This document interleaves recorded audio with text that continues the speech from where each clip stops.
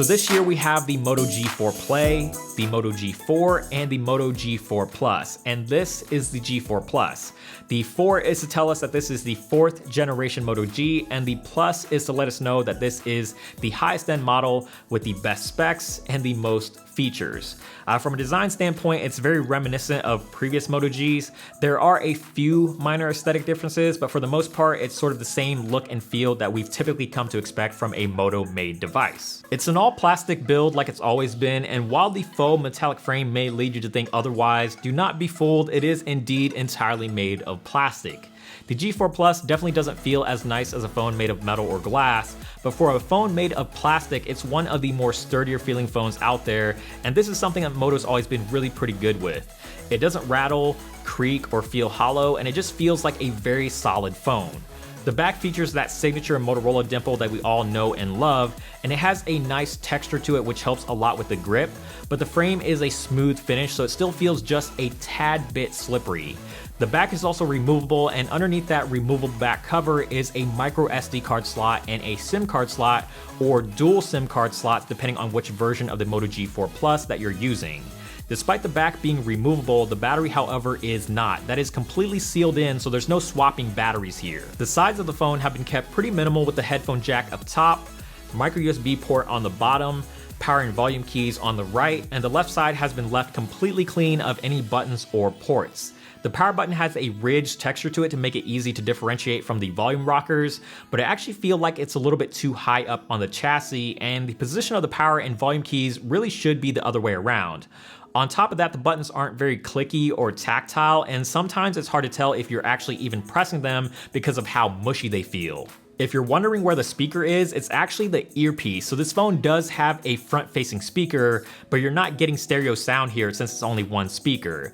It does sound pretty good though, and is capable of getting decently loud without sounding tinny or distorted. Also on the front that's specific to the G4 Plus is a fingerprint sensor, but unlike most front-facing fingerprint sensors, this one does not double as a home button. It's not a deal breaker that it doesn't work as a home button, but I kind of wish that it did because I found myself trying to use it like one, and most people that get this phone will probably end up doing the same.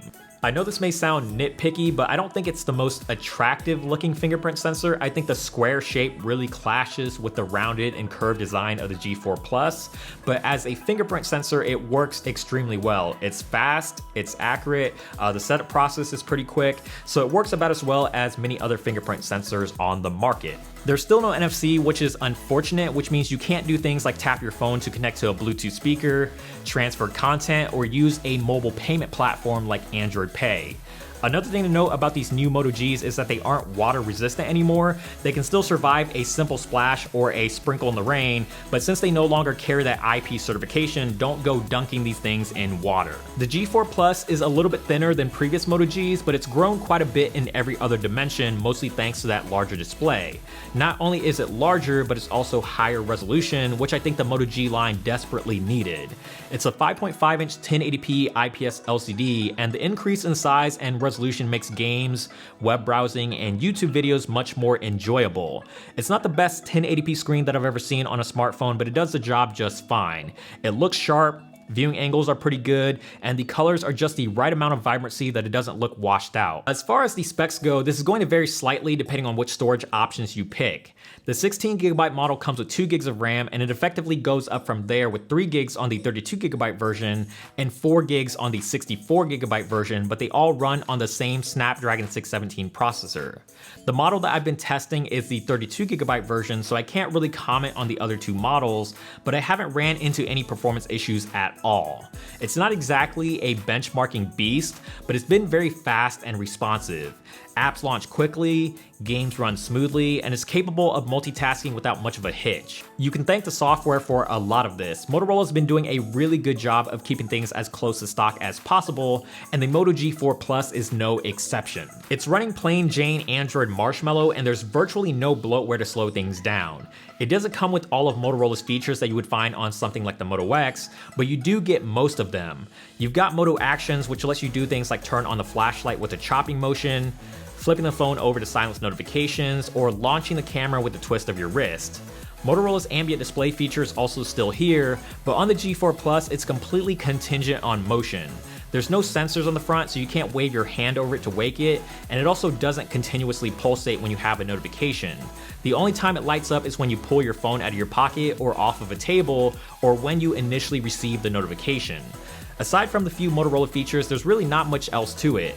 It's a simple and clean stock Android experience, and sometimes that's all you really need. The G4 Plus is packing a 3000 mAh battery inside, which is becoming a fairly standard size in a lot of smartphones these days, and when you pair that with a 1080p display and stock Android, it sounds like a recipe for good battery life, and the battery life on the G4 Plus is pretty good. It gets me through a full day with regular usage like checking Twitter, Facebook, texting, and browsing the web without much of an issue. It's only on days where I hammer on it with several hours of gaming and picture taking that it won't make it, but it's got fast charging, so it's pretty easy to get some juice back into it in a short amount of time. The camera on the G4 Plus is a new and improved 16 megapixel f2.0 aperture lens with both phase detection and laser autofocus, but there's no optical image stabilization here.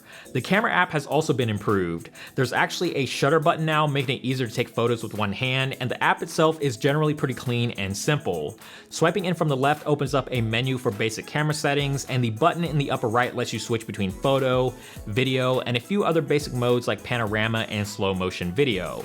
The most notable change in Motorola's new camera app is we finally have a manual mode now for controlling white balance, ISO, shutter speed, and focus, and this was something that was definitely long overdue. Picture quality is surprisingly really good. It's not going to stack up to the Samsungs and LGs of the world, but for such an inexpensive smartphone, the camera is capable of taking some very nice looking shots. In good lighting, you can capture plenty of detail with vibrant colors, and the images are sharp without looking over sharpened. For close-up shots, you can also get some pretty good looking depth of field. It doesn't have the best dynamic range as it tends to crust the shadows a little too much, but HDR can solve that problem pretty quickly. It tones down the shadows and highlights and adds some extra vibrancy without making the shots look unnatural or fake. It's only in low light where this camera falls apart extremely quickly. We sort of expect shots to always show some noise in low light, but there's a significant amount of it on the G4 Plus. Highlights are also typically overexposed, there's not a whole lot of detail to be had, and it also has trouble focusing in low light.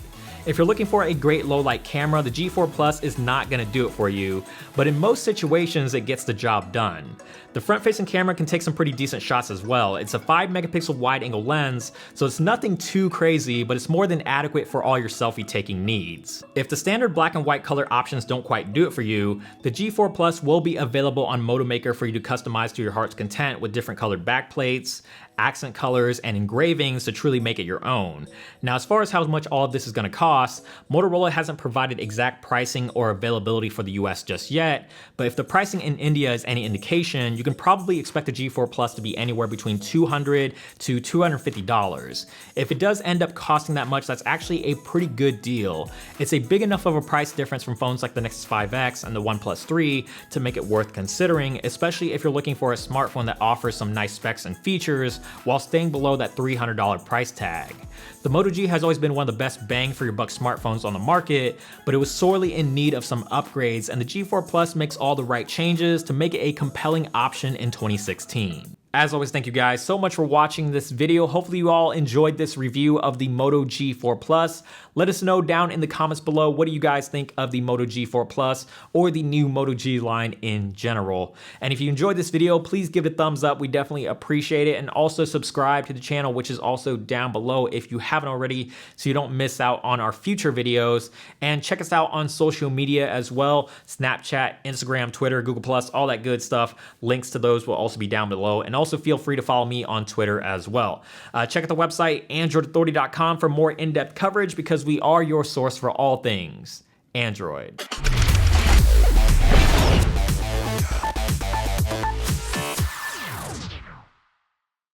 When you told me that you hated my friends, the only problem was with you and not them.